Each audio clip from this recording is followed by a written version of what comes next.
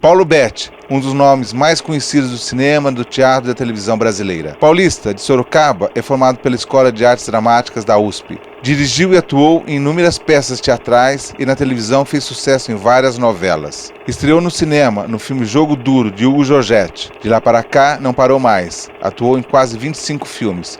Também dirigiu o longa Cafundó. Paulo Betti é o nosso entrevistado de hoje, no nosso Sala de Cinema. Paulo Betti, obrigado por sua presença aqui no nosso Sala de Cinema, é um grande prazer. E também aos nossos convidados, a Analice Pierre, atriz, Marcelo Lira, jornalista, a Renata Rossini, estudante de teatro, e a Renata Novaes, atriz. Paulo, antes de você ir para o cinema, você tem uma carreira consagrada no teatro, ganha prêmios, dirige. Como que você foi parar no teatro? Foi na escola, quando eu era garoto. Acho que eu fui parar no teatro quando eu era bem garoto e frequentava o oratório festivo do Colégio São João Bosco, em Sorocaba, e o padre queria que os meninos que eram mais bonitinhos assim, lessem na frente da igreja passagens da Bíblia para dar uma ilustrada na missa, para dar uma valorizada. Eu gostava já de fazer aquilo, sabe? Eu fazia aquilo com uma certa atenção e um certo prazer, assim, de aparecer mesmo na frente das pessoas, falando direito, não tropeçando, tal e tal. Acho que é ali que começo a querer fazer teatro. Obviamente, depois fui para o teatro amador, fui para grupos de teatro amador, e depois eu fui para a escola de teatro na USP, na EAD, a EAD.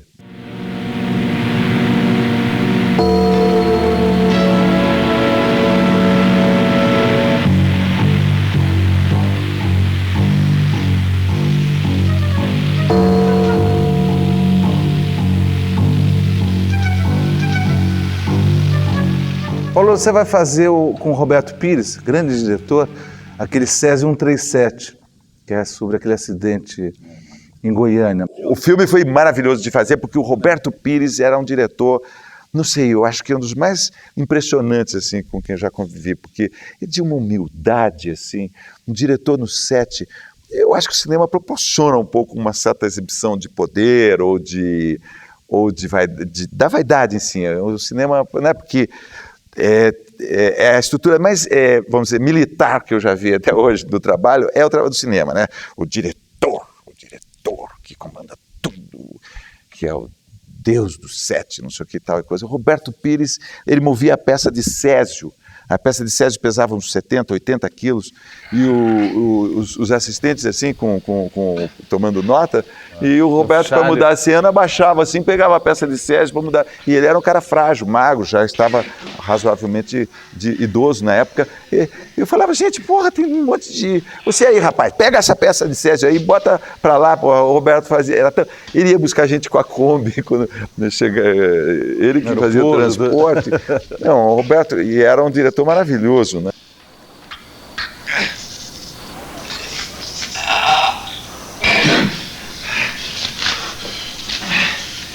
O trem mais pesado? Um chumbaço mesmo.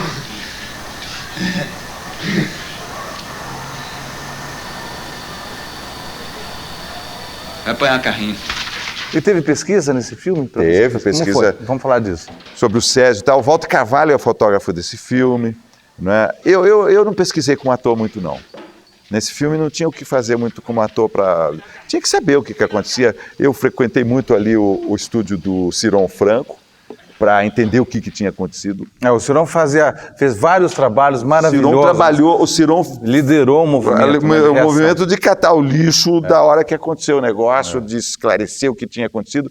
Ele fez da obra de plástica dele como artista plástico o motor ali daquilo que podia, avaliando o que aquilo... Então eu fiz um mergulho como pesquisa no estúdio do Ciron.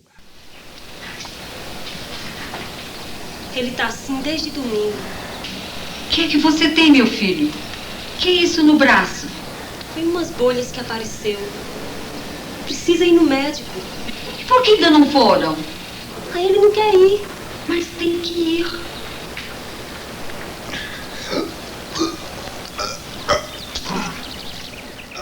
Paulo, você acaba estabelecendo uma parceria bastante interessante com o Sérgio Rezende. O Sérgio passou aqui já e contou coisas interessantes. Como que é o Sérgio como diretor?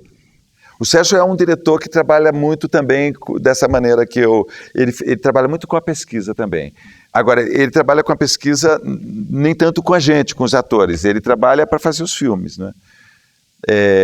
Também é um cara simples, só que o Sérgio é um diretor assim um pouco mais não faz essas ações, por exemplo. Não carrega o Sérgio para lá. Não, o Sérgio tem um controle da situação a partir da cadeira do diretor e com muita tranquilidade, o que é bacana. É bacana ter um diretor tranquilo, né, que envolve muito dinheiro, né, basicamente. Uma das coisas é essa, dinheiro, um monte de gente, como disse uma série de... Né, o diretor não está nunca sozinho quando ele decide que aquele take tá bom e vamos para outro, tem um assistente, tem uma vamos dizer assim, uma continuista, tem muita gente que também pode... alguém faz assim, pronto, já vamos fazer outra. Vai ver que você achou bom, mas são muitas opiniões. O Sérgio procura, vamos dizer assim, meio que se isolar um pouco dessas opiniões, pelo que eu vejo, assim, né? Um guerrilheiro tem coragem de morrer e tem que ter coragem de matar. Precisa saber a hora certa de fazer as duas coisas. A hora chegou. Estamos sendo desmoralizados. É tudo ou nada. Exatamente. Não podemos recuar. É isso que a repressão quer. Nos jogar contra a massa. Espalhar que somos assassinos de um homem inocente. Paulo, vamos falar do Lamarca. Você faz o Lamarca, faz esse personagem, e é um filme importante, porque trata de um personagem curioso, né, na historiografia brasileira. Como que você fez? Você já conhecia o personagem? Olha, ele é um cara polêmico. Eu não conhecia, gostado que eu não conhecia. Eu não me interessava muito, porque eu era um leitor assíduo de jornais, sempre fui, e o Lamarca aparecia toda hora, numas resenhas, e quem era o Lamarca e tal, mas nunca me detive. E basicamente, eu acho que o que eu fiz mais, que me empurrou mais para próximo, além de me cobrir com todos aqueles patuás que ator faz, né, assim, de querer, tinha cachimbo do meu avô, pedaço de calça da minha não sei onde, cueca de não sei quem, quer dizer, tudo para ajudar a encarnar o personagem, né?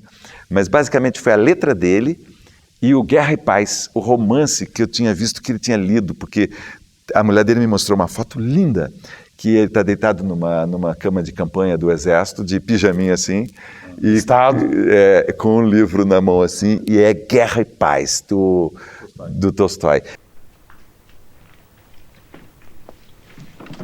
Achou! Ih, apanhei esse cavaquinho! Esconde. César? Claudinha?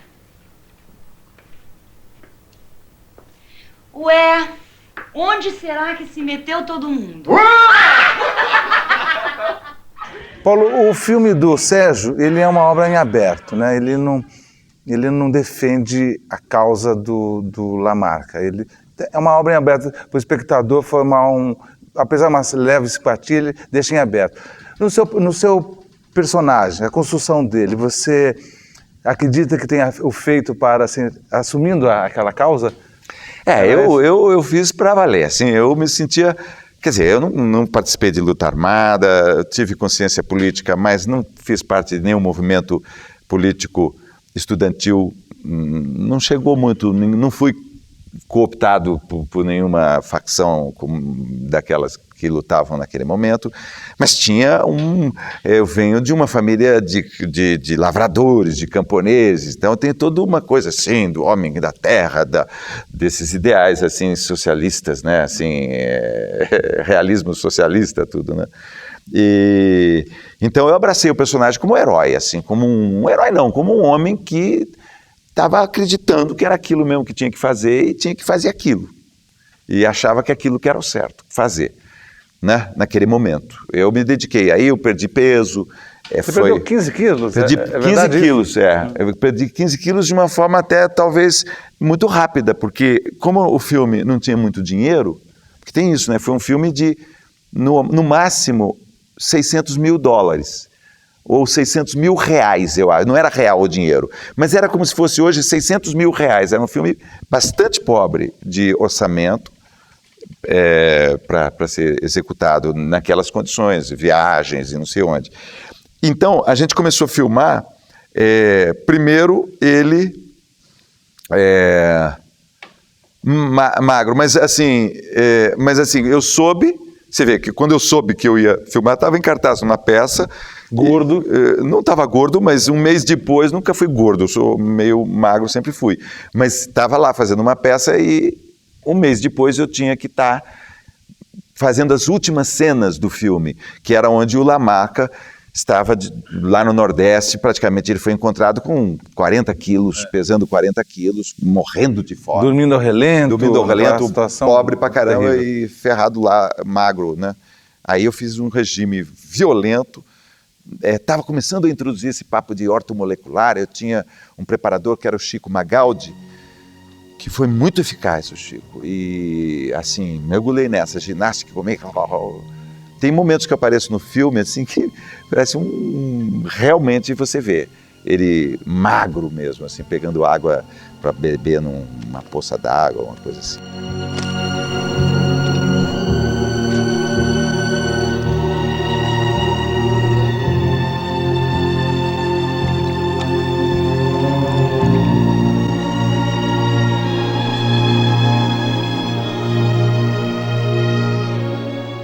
Paulo, aquela cena final da morte dele, aquele olhar, aquela coisa da... Eu cristã, que na época...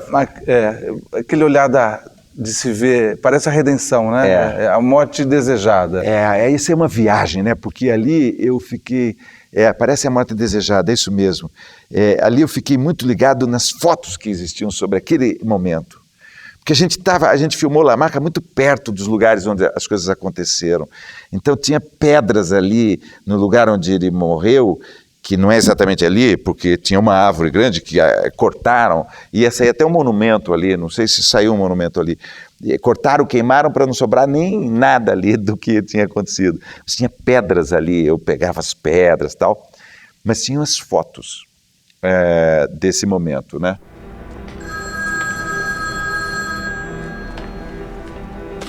Vamos.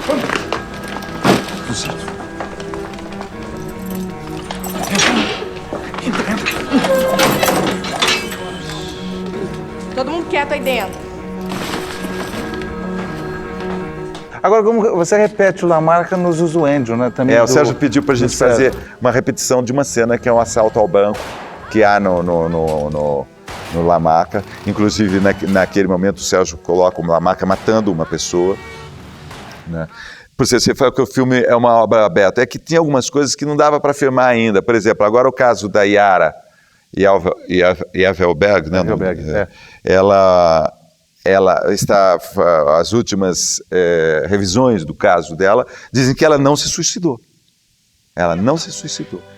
Ela foi morta. E no filme, o Sérgio não podia mostrar ela se suicidando, né, direito.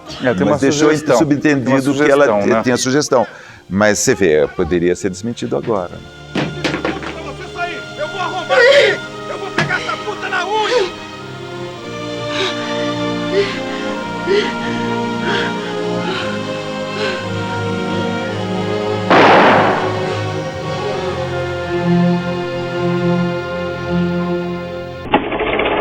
Queria saber de você, assim, quais os passos, os conselhos que você daria, assim, para os jovens atores, nós, atrizes,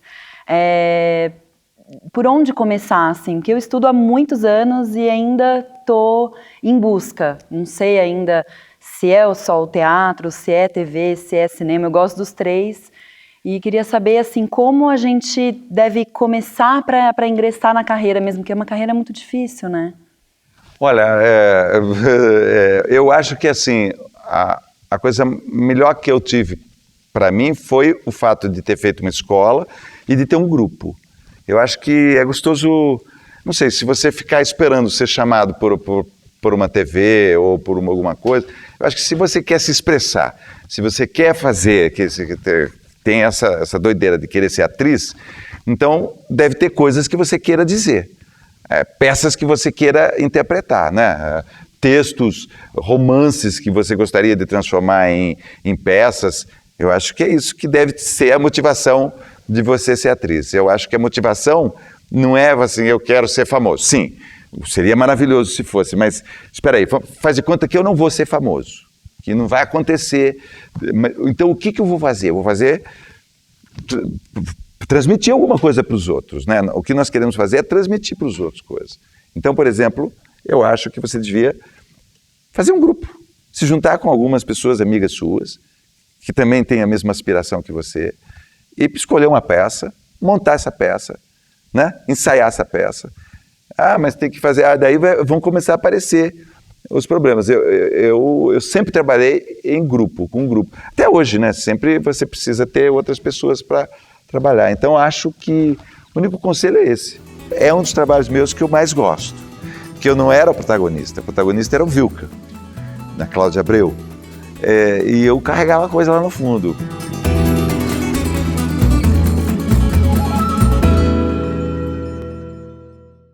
Agora, Paulo, você com o Sérgio também faz a Canudos, né? Onde você faz um personagem curioso, que é aquele... Um crente. Que acaba seguindo o conselheiro e leva toda a família. E é o sertão de lá de novo. É um crente, totalmente crente. É gozado que quando a gente foi fazer esse filme só me dei noção de ter feito um trabalho depois que eu vi o filme pronto. E o Sérgio me confessou também que para ele também foi assim. Eu falei assim, Paulo, eu não dava muita coisa não pelo seu trabalho no filme, mas quando juntou tudo, é um dos trabalhos meus que eu mais gosto. Porque eu não era o protagonista era o Vilca, da Cláudia Abreu. E eu carregava a coisa lá no fundo, passava para um lado, para o outro com uma coisa nas costas, depois passava para o outro lado com uns fuzis, e depois ficava nas... Foi um filme difícil, foram 4 meses de filmagem, porque é um filme grande, né? É toda uma epopeia enorme. E eu fiz assim, gozado que aí eu repeti nesse filme um jeito de falar que eu tinha usado intuitivamente quando fiz minha primeira peça de teatro mais séria, que foi O Pagador de Promessas. Eu fui muito influenciado pelo Pagador de Promessas, pelo filme e pela peça. Até já escolhi lugar para fazer roça. O de comer nós tira para nós. O que sobrar vai para a companhia do Bom Jesus. Os velhos entrevados também poder viver. Nosso bom pai conselheiro vai levantar a igreja nova, botar a escola para os meninos. Quando é que tu imaginava Toninho mais Tereza estudar?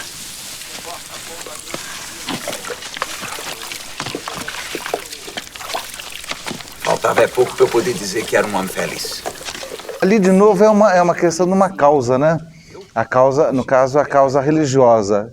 Esses personagens, assim, vamos dizer, essa dramaticidade da causa, essa dramaticidade limítrofe, né?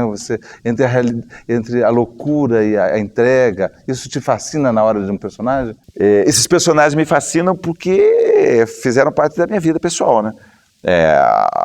As rodas de Umbanda, os terreiros de Umbanda, os centros espíritas de Mesa Branca, a comunidade evangélica da Congregação Cristã do Brasil, então, e a Igreja Católica, né?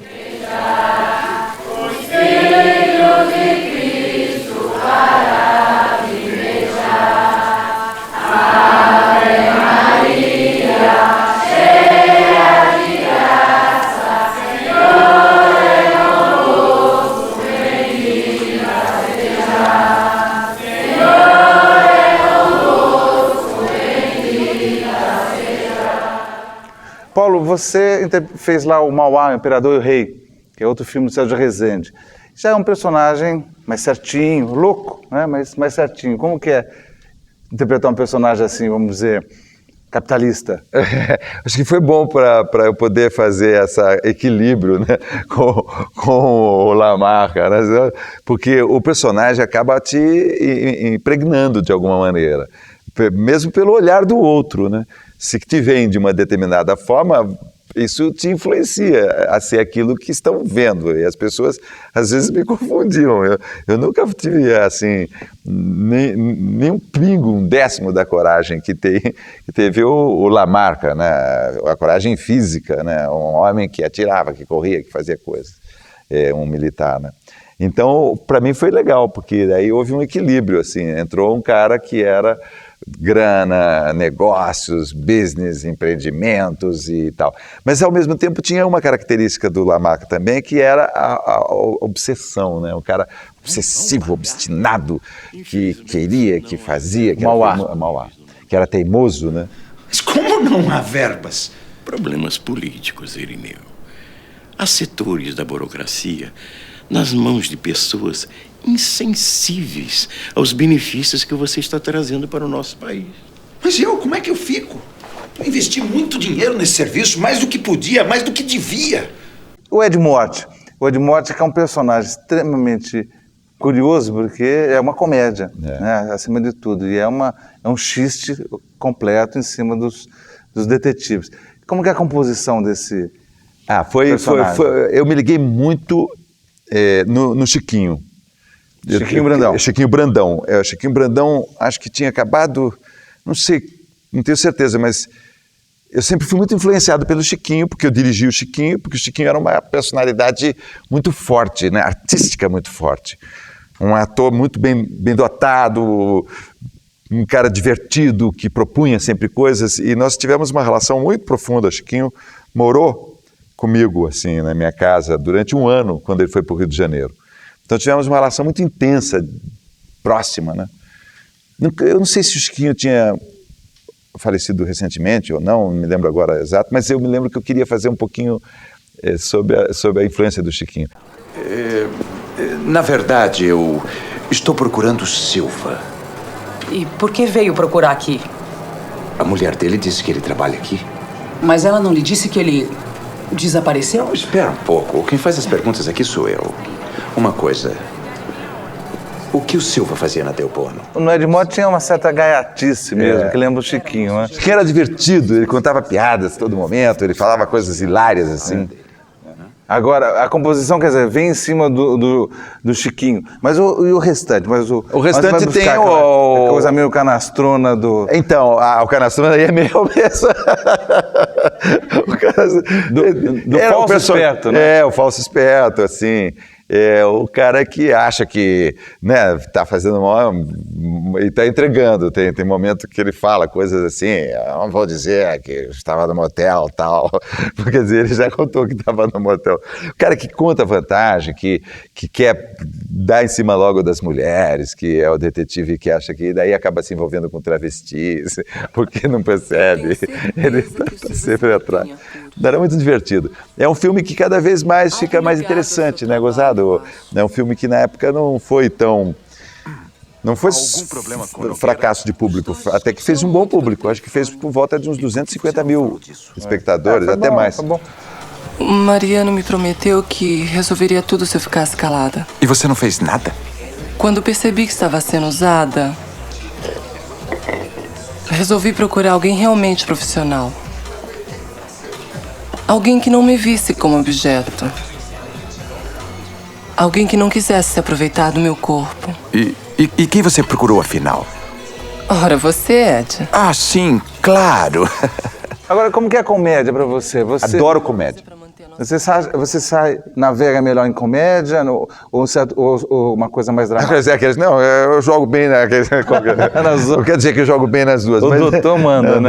Tô brincando. Mas eu já fiz muita comédia e deu certo. Assim, eu fiz, por exemplo, o personagem de ficção mais famoso e mais popular que eu fiz era cômico, era o Timóteo da novela Tieta. Considerando o aspecto audiovisual da coisa, eu fiz um personagem que tinha muitos bordões, fazia muito sucesso na época, comicamente. Então depois eu fiz diversas coisas na linha da comédia. A comédia é uma delícia, né? Mas fiz esses personagens, o Lamaca, tal, que não tinha... na televisão eu fiz mais comédia. Fiz comédias da vida privada com o Guel, Jorge Furtado, mas eu gosto, é gostoso comédia. Comédia é bom ouvir a reação do público, né? Você, no palco principalmente. No cinema é muito doido, porque não tem é muito difícil o filme ter um riso coletivo, assim, né? O conhecimento que nós temos do cinema para fazer... É mais difícil? No cinema você... Precisa sacar o que vai fazer a pessoa rir. A gente às vezes não sabe, né? No teatro você percebe, porque as pessoas riem, então você vê... A gente intui que ali... prepara aqui, que aqui vai ter um riso aqui e tal. A gente sabe alguma coisa, né? Porque a gente mesmo riu quando leu a primeira vez o roteiro e tal. Mas no cinema você não sabe o tamanho, né? Que o Carlos Manga, o grande Carlos Manga, né, dizia que o Oscarito tinha o controle absoluto do riso da plateia no cinema. Então o Manga conta uma história hilária que, assim, o Oscarito criou uma gag, assim, falou alguma coisa e o estúdio começou a rir e o Manga falou assim, ganhamos o dia. Parou a filmagem e falou assim, já foi maravilhoso você ter feito isso aí que você fez. Acabou, foi embora, acabou a filmagem, por hoje. No outro dia, chegou no estúdio, o Oscarito falou assim, não, vamos botar a mesma roupa de ontem, que tem que fazer algumas coisas para continuar aquela história que eu fiz. Tá bom, o que eu fiz estava bom, mas agora precisa fazer ela rir, ela rir, ela rir. Quero um close de cada um rindo, eram todos que estavam na cena, para depois, e bota esse close, depois que eu falei a piada, corta para ela rindo, corta, porque o público faz assim, né? Aí perdeu já, se entrou uma fala, já não continuou. Aí viu você rindo, voltou, riu porque você está rindo. Depois riu porque ela está rindo, depois se escangalhou de rir, e depois a história continua. Luísa Tomé? Ficou perfeito, não? Oh, não. Silva! Isso é coisa que se faça! Não gostou? Você tá brincando? Mais um pouco eu... Posso te pedir uma coisa? Depende. O que é? Fala mais grosso, senão vou te amassar todo. Controle-se. Quer estragar tudo? Paulo, você tem algum método um processo de criação dos personagens? Como que é isso? Varia, né? Vareia. Dizia o Didi. Vareia. Cada papel acho que pede um tipo de coisa, né? Por exemplo, Guerra de Canudos. Eu fui... era um personagem fictício dentro de uma história, não tinha muito o que fazer. Eu não tive tempo para fazer laboratório, porque foi um pouco em cima da hora que eu fui chamado. Vesti a roupa e entrei em cena. Né? E aos poucos, né, a coisa vai... Mas não tem um método seu, assim, específico que dá para você usar... Usar em todos, não. Não. Aí pego lá, vai ler um livro que tem a ver com aquilo que você está fazendo. Acho que é bacana, porque a literatura... Por exemplo, se eu estou fazendo Guerra de Canudos e não li Guerra de Canudos, eu não me conformo em fazer um papel sem ter lido o livro, por exemplo. Você se aparelha para compreender aquele processo todo. Eu acho que tem ator que tá nem aí para saber o que é Guerra de Canudos, vai lá e faz muito melhor do que eu faço, e não precisa ler o romance do Euclides da Cunha. Agora, eu não consigo se eu não ler. Então, é bom, eu vou buscando referências assim. Às vezes, uma arma, por exemplo, eu tinha queria um cachimbo do meu avô, ou um objeto que você vai fazer uma determinada cena, você bota em algum lugar, alguma coisa afetiva. Então, isso aí já é Stanislavski, né? Você pode buscar, assim... Eu acho que, como dizia o Plínio Marcos, o ator se agarra até em fio desencapado para fazer o papel. O ator, a tentativa do ator é ser sincero. É o dogma, né? O dogma que o Stanislavski jogou para o ator é a sinceridade. É isso que a nossa formação exige, né? Que seja sincero fazendo Lamarca. Que seja sincero, que seja... É isso. Tinha horas que eu aparecia completamente nu, só com uma coisa assim, uma flor colocada aqui, né? Para colocar uma flor aqui, ela não vem, cai aqui, né? Para aqui, assim. Tem que ter um negócio que passa por trás, né? Assim, que entra, né? Aquele fio dental ali, né?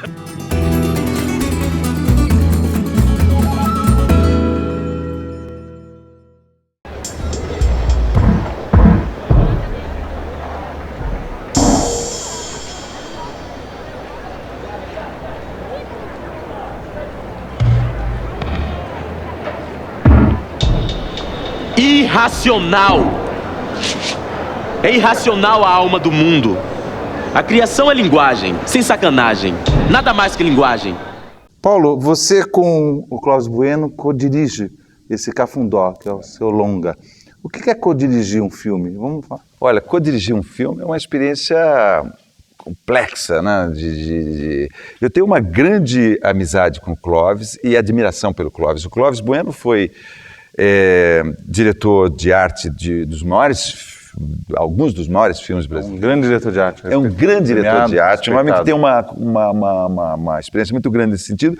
O Clóvis Bueno foi diretor de teatro da Barra Pesada teatro. O Clóvis dirigiu Fala Baixo, Senão Eu Grito, a montagem inaugural dessa peça. Quando o Clóvis era casado com Leila Assunção, nessa época, que dirigiu essa peça, que foi um dos grandes sucessos. Então o Clóvis é um cara muito forte, né, e nós tínhamos andado juntos por esses filmes que foram La Maca, que foram Doida Demais.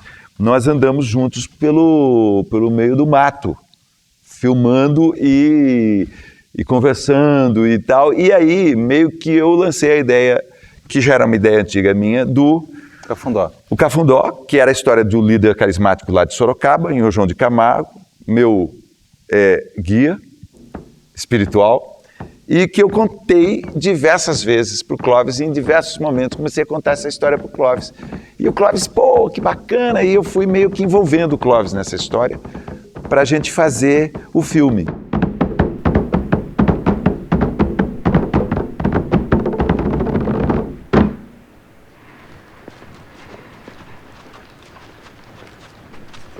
Ele ali disse que pode ficar, chapeia a cabeça pra ele. A roda girou, eles podem ficar?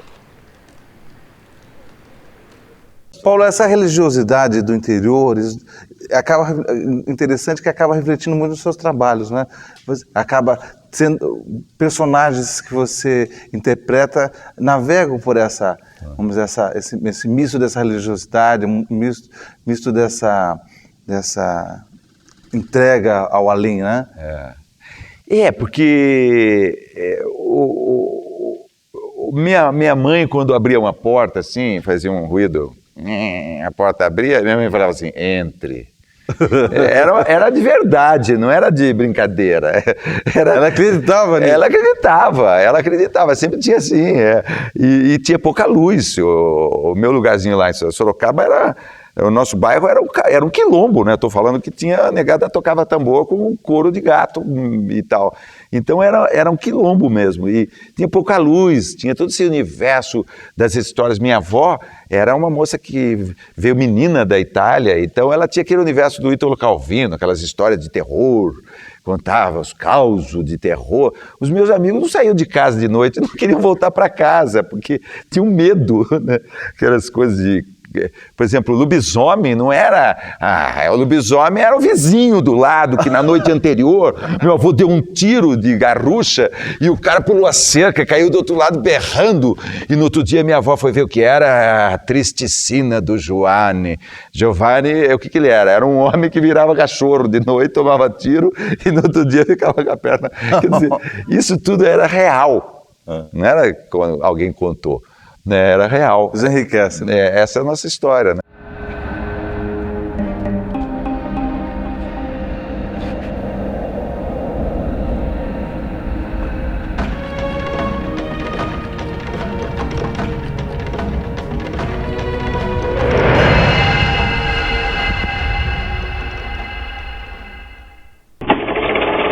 Então, Paulo, você tem uma carreira de mais de 30 anos de ator e de repente surpreendeu todo mundo dirigindo um filme, né?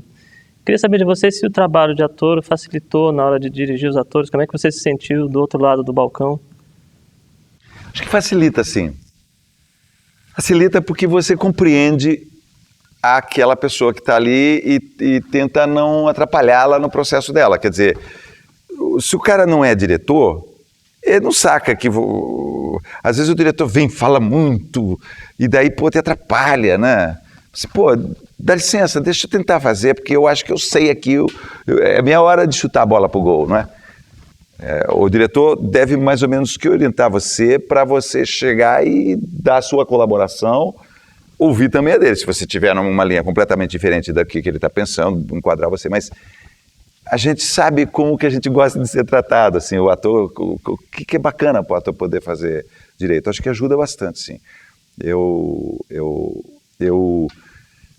Sempre quando eu estava como ator, quando eu estou como ator, eu quero ver se eu não atrapalho o diretor, se eu ajudo ele a fazer o trabalho dele, os técnicos, todo mundo que está ali. Às vezes você dá um pouco de trabalho, assim, gente, olha, talvez seja melhor a gente fazer diferente, dar um palpite, né? Não é só ser cordato e tal. Pergunta pro menino. Onde é que é o fundo do mundo? É no Cafundó. Olha lá, eu vim te ver. Olha lá, vim te buscar. Olha lá, cadê você? Olha lá, chega pra cá. Oxalá e Oxóssi recebe nós. Qual que é o papel que um ator espera do diretor? Qual que é a Eu acho posição? que primeiro faz isso, faz aquilo, ou dialogar? Dialogar. Eu acho que é legal o diretor saber o filme que ele quer fazer, para ele poder dizer que filme é esse para você. Saber escolher os atores. Se ele me escolheu para fazer esse papel, eu acho que sou eu que vou fazer. Ele viu isso em mim, então ele vai me ajudar a pôr para fora o que ele já viu em mim, que levam para próximo do personagem que ele está me oferecendo. Que ele seja seguro, gentil, né? Aquelas coisas, né? A pior coisa que tem é um diretor no set completamente histérico, nervoso, porque está dando tudo errado, ataques, chiliques, né? Mas os diretores não tem mais isso. Teve uma fase que tinha um pouco essa história de... Era uma moda, né? Era moda você ser um pouco temperamental. Hoje parece que as pessoas sabem que não é bem. Pô, eu trabalhei com um diretor maravilhoso, o Meirelles, né? O Meirelles é um cara absolutamente tranquilo, né? Ele sabe o que está a fim de fazer e vai e faz. Né? Isso que é gostoso, saber que o cara está a fim de ele deixar você fazer, não projetar o diretor não pode passar para você uma insegurança dele, né? Já tive diretor não, o cara não pode projetar para você, ele tem que estar mostrando para você que está uma maravilha, que nós estamos fazendo um puta filme, que a cena foi maravilhosa. Pô, se ele não tiver entusiasmo, né? Aí fica aquela coisa, né? Vamos para outra. Pô, bicho, eu acabei de fazer minha cena, não falou nada. O ator pode fazer um trabalho de dentro para fora, como pode fazer de fora para dentro. Casa da Mãe Joana é um trabalho que ele fez, que ele construiu de fora para dentro. Quando eu digo de fora para dentro, é que o ator não precisa mobilizar a sua alma, os seus sentimentos. Ele constrói um personagem. Ele funciona quase que como um engenheiro, criando módulos, montando um personagem. Quando você trabalha de dentro para fora, não. Você tem que buscar lá dentro de você esses sentimentos, ou essas angústias, ou esses sofrimentos. Então, no Lamarca, por exemplo, ele consegue isso com muito talento, né? Com muita qualidade. Isso mostra que ele é um ator versátil, né? Que ele navega bem no drama, na comédia. Que delícia ouvir isso. Paulo, o Hugo Gravana, como você, é ator, grande ator e diretor, grande diretor também. Como que é esse tipo de diálogo quando você encontra um igual pela frente? Foi o caso da Casa da Mãe Joana, filme que ele dirigiu. Eu não acho tão igual, porque eu sou um fã do Cavana. Eu fico ouvindo, eu adoro ouvir o Cavana. O Cavana é um cara tão divertido, tão inteligente, né? O Cavana tem uma inteligência política, uma inteligência... É gostoso conversar com o Cavana sobre política, sobre os fatos do dia, o que aconteceu. O Cavana seria um jornalista brilhante, tem sempre observações sagazes sobre tudo, vê sempre o outro lado das coisas, né? No set o Cavana canta, né? O Cavana, enquanto espera mudar as coisas, ele fica ali, e vem uns sambas maravilhosos dos anos 40, 50, e o set fica todo relaxado, ele tem uma forma de tratar as pessoas assim, como ele chama uma pessoa que está trabalhando com ele, o jeito que ele trata todo mundo. Então eu sou... Assim, eu vi aqueles filmes quando eu nem pensava em fazer cinema, eu vi alguma coisa, não que o Cavana seja tão mais velho, mas eu vi coisas com o Cavana quando eu era somente ator e nunca tinha feito cinema. Então eu sou fã do Cavana. Socorro! Socorro! O que aconteceu, PR? A mulher morreu! Cara, se matou a coroa, cara! Eu não! Puxa, cara! Faz respiração boca a boca! Eu vou pensar uma defunta! Tava transando com ela, cara! Mas ela tava viva! Puxa, cara, tá mortinha mesmo. É o primeiro caso de homicídio por pirocada que eu vi! Não brinca! Cadê o Montanha? Aí ele tomou um porre, ele tornou um uísque e apagou, cara! Como é ele com o diretor? Então, ele é um cara preciso, você viu como ele entende?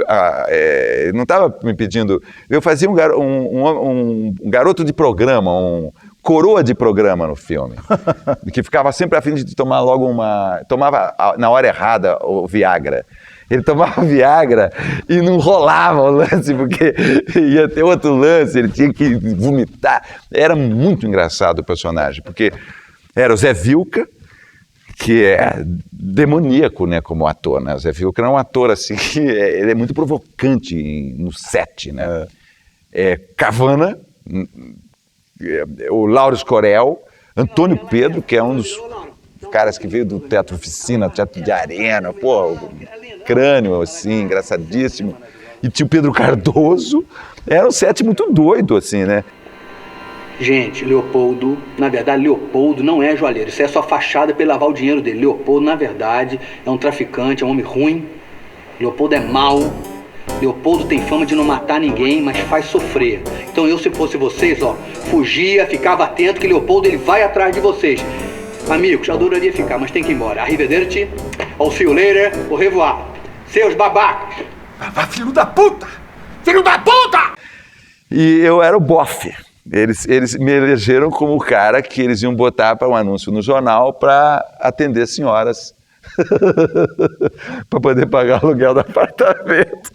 Então eu tinha que me comportar como bofe, né? Assim, imagina fazer isso na frente do Vilca, do Pedro Cardoso. Tinha horas que aparecia completamente nu, só com uma coisa assim, uma flor colocada aqui, né? Vai colocar uma flor aqui, ela não vem, cai aqui, né? E para aqui, assim. Tem que ter um negócio que passa por trás, né? Que entra, né? Aquele fio dental ali, né? Tem que ter e eles olhando. Um contra-regra, um moço prendado que ponha ela aqui. E com esses caras em volta, cara. Olé, PR. Você sempre fez isso. Vai dar pra trás agora, quando a gente está mais do que nunca precisando dos seus talentos? Sem moralismo, Não é né? questão de moralismo, pô. É que o que outrora costumava ser um vigoroso obelisco, hoje jaz em ruínas. E agora, nesse novo filme do Gal, eu faço o papel da Morte. Da Morte, que é um personagem enigmático, assim, né?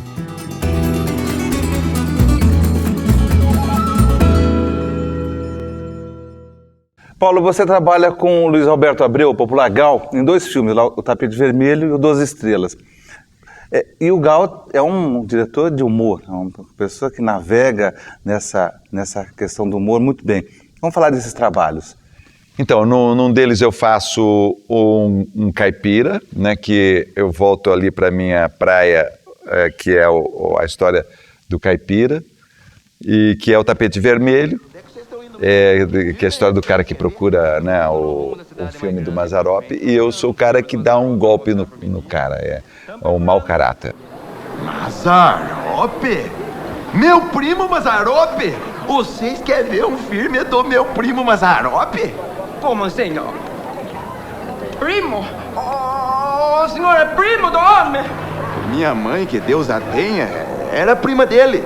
De longe, mas era prima. Cansei de ir no sítio dele ver as filmagens. Eu era desse tamanico aí. Carcule, vai acreditar num caos desse? Ih, mãe, eu sei. E agora, nesse novo filme do Gal, eu faço o papel da Morte. Da Morte, que é um personagem enigmático, assim, né? Que vem buscar o personagem do roteirista aí que enfim, eu faço a Morte. Aí, como fazer um personagem desse? Como fazer a Morte? Como fazer a Morte, sei lá, qual é a roupa da Morte? Eles já tinham pensado como seria a Morte para eles, o diretor já tinha pensado, eu cheguei lá, tinha um chapeuzinho coco, assim, era um pouco, eles tinham pensado no personagem como aquele personagem do Peter Sellers, no Muito Além do Jardim, só que com um chapeuzinho assim, que era uma coisa meio surrealista, enfim, eles já tinham o personagem desenhado aí, foi uma delícia, porque não dá para eu querer sentir a emoção da morte, né? Não. Tem horas que você tem que fazer, como o Antônio Pedro diz, né? O ator não pode esbarrar no cenário, e tem que falar o texto direito. Né? Você tem que falar o texto e não esbarrar no cenário. Às vezes é só isso que se pede do ator. Isso não é pouco. Né? A história de uma vida herculano começa num dia determinado, num local determinado, num momento qualquer que se perdeu na lembrança. O que se tornará, não se sabe. A história de uma vida é um pouco sem começo, com um final aproximadamente indicado. Ensina você como ator é alguma coisa. Então, se você tiver o texto decorado e estiver falando mais ou menos na direção daquilo que se propõe com o personagem, você vai cumprir uma função. O Jorge falava muito daquele montador russo, não sei como eu esqueço o nome. Eisenstein. Não, outro, é o... Kuleshov. É por aí, que coloca diversas pessoas, a pessoa com a mesma expressão, olhando por uma explosão atômica. Kuleshov. O ator olhando para um prato de frango, de comida quente, ou para uma mulher bonita, gostosa.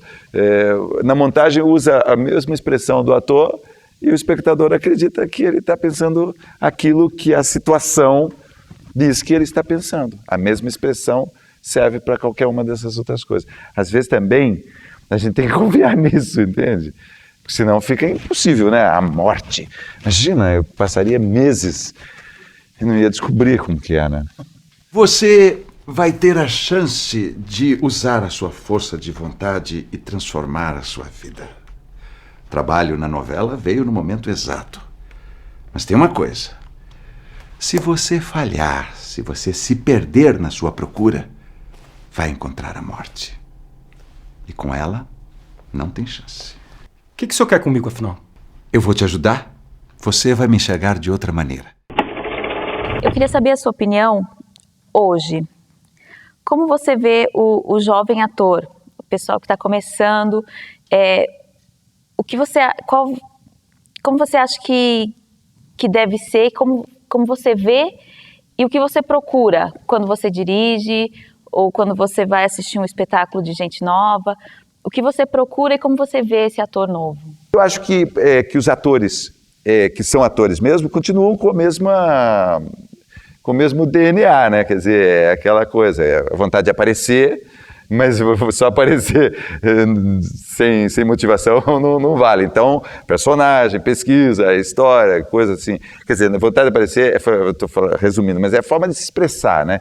O sujeito para querer ser ator, tem alguma coisa aí meio esquisita, aí, meio doida. Normal não é. Normal não é, né? Porque eu me lembro que eu fazia assim, na escola, eu não era muito bom em gramática, né? Assim, eu não sei, se você falar o que é objeto direto, ainda hoje não sei direito o que é isso e tal. Mas daí, então, eu lia muito, então conseguia fazer boas redações, porque percebia quando a coisa não estava direito, né?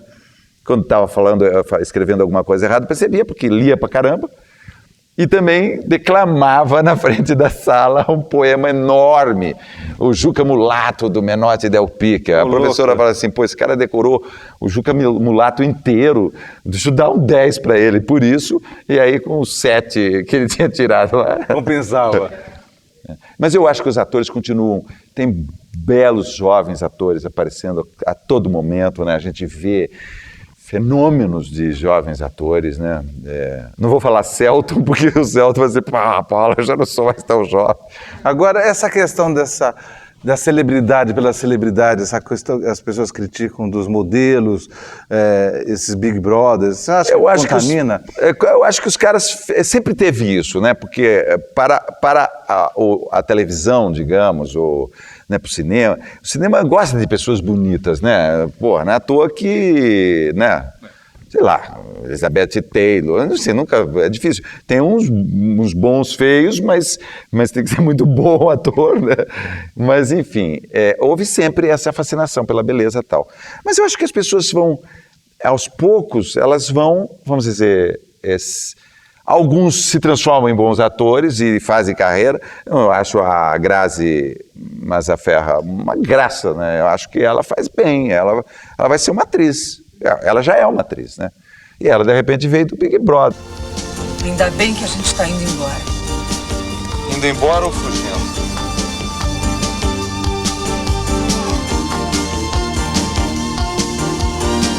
Detesto essa cidade. Rio de Janeiro é uma fantasia. Pode ser, mas é lindo visto do alto. Você, por exemplo, trabalhou com a Vera Fischer no Doida Demais e a Vera... Veio de Miss, né? Foi Miss. Na época era Miss, né? E, no entanto, a Vera tem uma alma de atriz, né? Quer dizer, a Vera tem...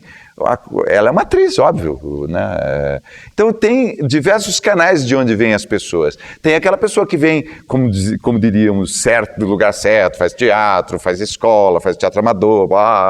Tem aquela que não quer saber de teatro, que não faz escola nenhuma, nem gosta de ter. Por exemplo, a Glória Pires é uma grande atriz e não tem vontade de fazer teatro. Ela não entende, não compreende que é gostoso fazer todo dia a mesma coisa. Ela não acha gostoso. Então tem diferenças. Eu acho que assim, é uma profissão que a pessoa, se ela não evoluir, ela some, né? Se ela não for interessante, ela some.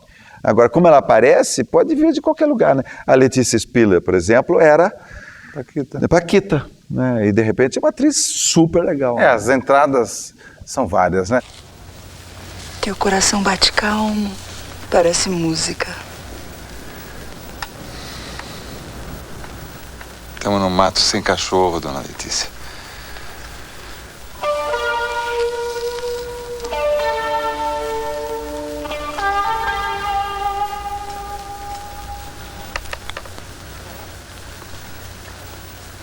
Só mais você e eu. Sérgio Rezende contou aqui que quando vocês foram fazer o Doida Demais, ele te deu o roteiro e falou, olha, você está muito fraquinho, você vai ter que pegar a Vera Fischer, faça exercício. Isso foi uma coisa que é gozado. O Luiz Fernando de Carvalho, que é um grande diretor também de cinema e de televisão, o Luiz Fernando, um pouco antes, tinha me falado isso. Falou assim, Paulo, você tem que ganhar mais... Eu briguei com ele, falei assim, que é isso? Mas no caso do Sérgio, achei que tinha tudo a ver. E no caso do Luiz também tinha tudo a ver, porque eu acho que de repente eu tinha que ser atraente, digamos, ser atraente fisicamente a ponto do que a Vera Fischer era e é atraente fisicamente, quer dizer, não cabia ter do lado, né, um cara, um intelectual da USP, né, quer dizer, porque é um pouquinho meio... apagado e tímido. Não, se deixar eu fico meio arcado por causa da bolsa que carregava, da mochila da USP, não sei o quê, aquela barba, a leitura, aquele lado mais... Não, eu tinha que ser um cara mais, né, mais gostosão, né? E você acha que eu tô nesse quarto, com você, nesse fim de mundo, por quê? Sei lá. Como é que eu vou saber? Você não diz? Diz que me ama. Diz.